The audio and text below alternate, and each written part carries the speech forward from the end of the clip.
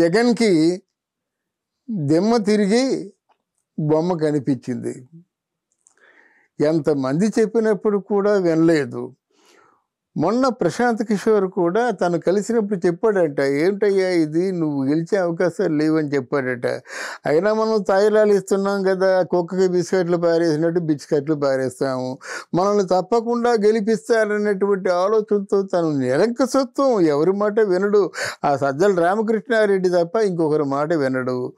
అయితే ఇందులో గొప్ప విచిత్రమైన విషయం ఏంటంటే, ఇప్పుడు కొంతమంది సర్వేలు కానీ కొంతమంది అనామకులు సర్వే చేసినట్టయితే, sorry to say like that, మొన్న ఒక సర్వే చూసా ఓ ఛానల్లో, ఓ ప్రైవేట్ ఛానల్లో.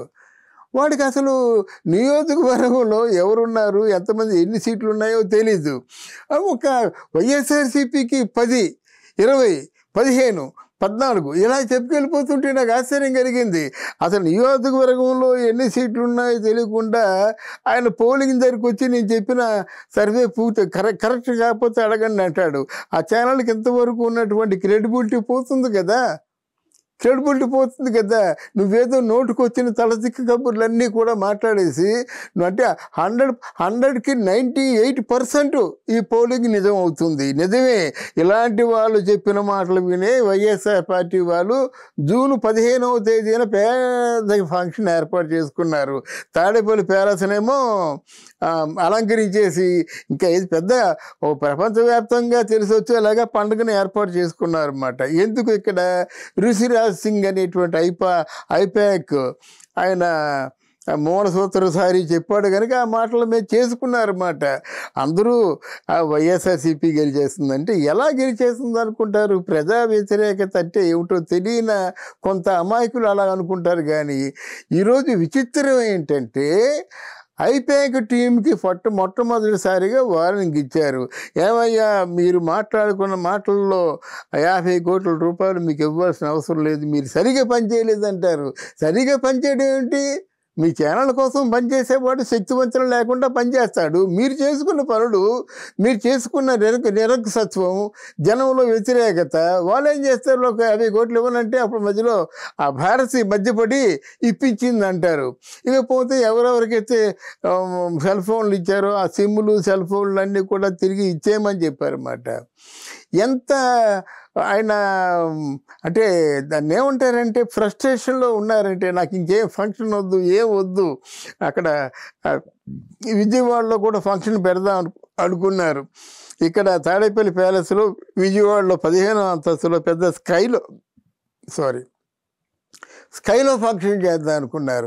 ఈ ఫంక్షన్ వద్దు, డెకరేషన్ వద్దు, ఇక ముందు ₹1 ఖర్చు పెట్టినప్పుడు కూడా ఇది నష్టమే అనేటువంటి నిర్ధారణకు వచ్చినటువంటి జగన్మోహన్ రెడ్డి ఇప్పుడు ఈరోజు ఓట్లు పోలింగ్ని బట్టి దిమ్మ తిరిగి బొమ్మ కనిపించిందన్నమాట. ఏముంది, గెలిచేస్తామంటే ఇక్కడ ఒక విచిత్రమైన సంఘటన చెప్పుకోవాలి.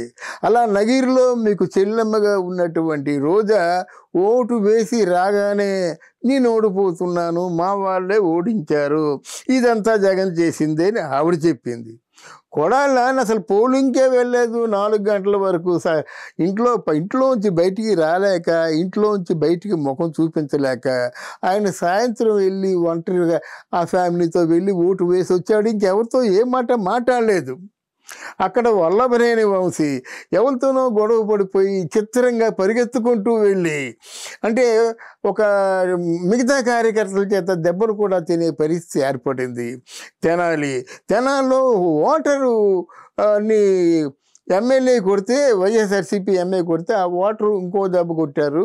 ఈ వైఎస్ఆర్సీపీ ఎమ్మెల్యే అనుచరులందరూ కూడా కుమ్మేశారన్నమాట.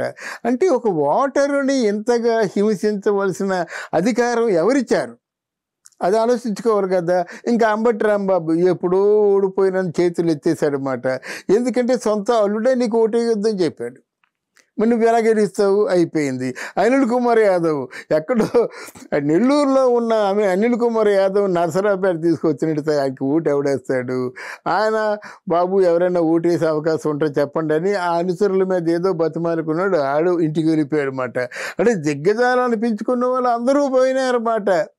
చివరికి అక్కడ పెద్దిరెడ్డి కూడా ప్రశ్నార్థకంగా ఉన్నాడు. కంచుకోట పెద్దిరెడ్డి అంటే మరి ఇంక తిరుగులేదు మాట. వైసీపీకి పెద్ద దిక్కు. జగన్మోహన్ రెడ్డి స్వయాన నా తండ్రి లాంటి వాడు అని సంబోధించినటువంటి వ్యక్తి పెద్దిరెడ్డి తాలూకు విజయం కూడా ప్రశ్నార్థకంగా మారింది.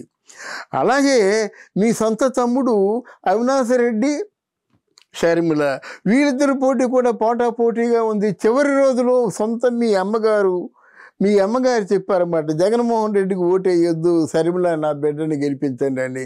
ఇది పెద్ద ఫెయిల్యూర్. ఒకవేళ నువ్వు రేపు నిజంగా అనుకోకుండా ఎట్టి పరిస్థితుల్లోనూ ఏదో గ్రహచారం నువ్వు గెలిచినప్పుడు కూడా నైతికంగా నువ్వు ఫెయిల్ అయినట్టే. సొంత అమ్మ కొడుక్కి ఓటు వేయొద్దని చెప్పినట్టయితే మరి ఫెయిల్ అయినట్టే కదా అది.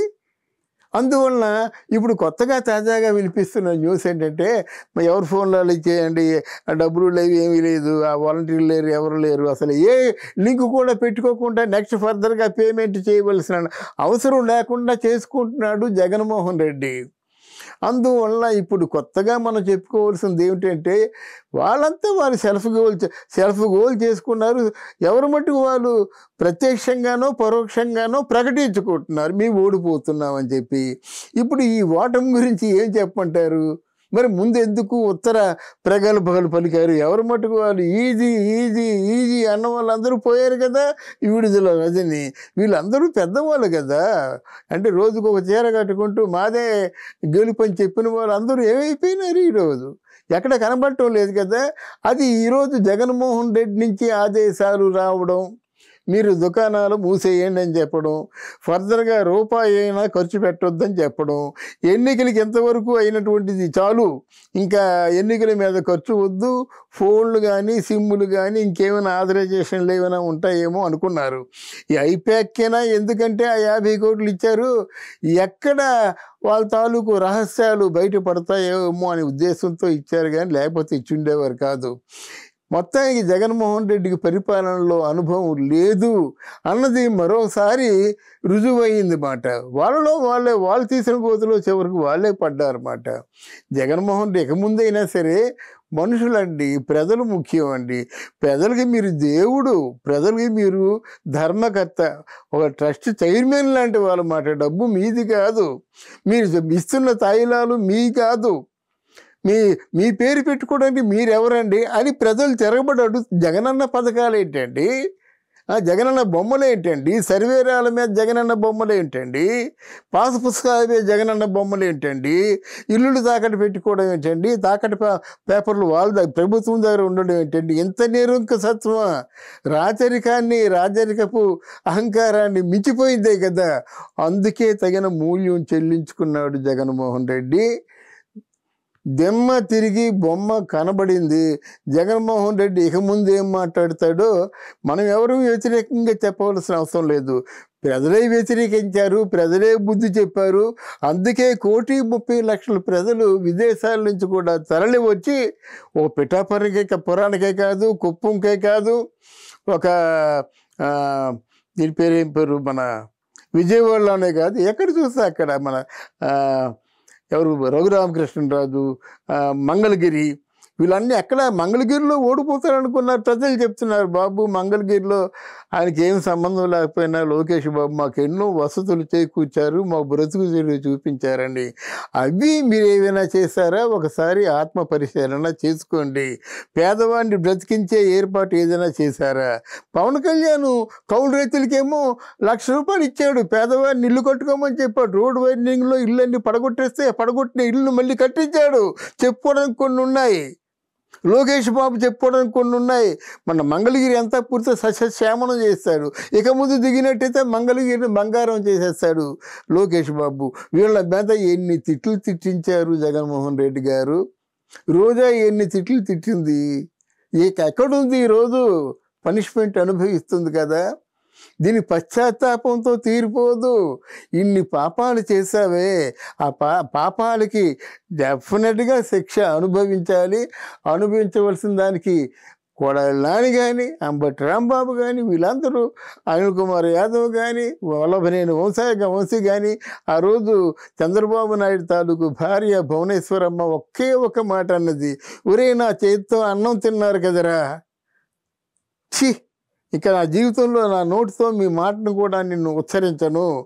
నా నా చేత్తో అన్నం తిన్నారు కదరా! మీరు ఎలాగరా నన్ను అక్క, అక్క అంటూ అక్క మీద ఎంత నింద ఎలాగేశారురా అనేసరికి ప్రతి ఒక్కరిలో కూడా ఆవిడతో పాటు చంద్రబాబు నాయుడుతో పాటు ఆంధ్రదేశంలో మహిళలందరూ కన్నీరు కార్చారు. వాళ్ళ కన్నీరులో మీరు జగన్మోహన్ రెడ్డి అండ్ పార్టీ కొట్టుకుపోతుంది. ఇది సత్యం. ఇది చరిత్ర చెప్పిన సత్యం. కాలగర్భంలో మీరు కలిసిపోతారు. ఇంకోసారి నా ఎస్సీలు, నా బీసీలు, నా ఇంకెవరో మైనారిటీలు అనుకొని ఉపన్యాసాలు ఇస్తే ఎవడు మీ ఉపన్యాసాలు వినడానికి సిద్ధపడలేదు. తస్మాత్ జాగ్రత్త.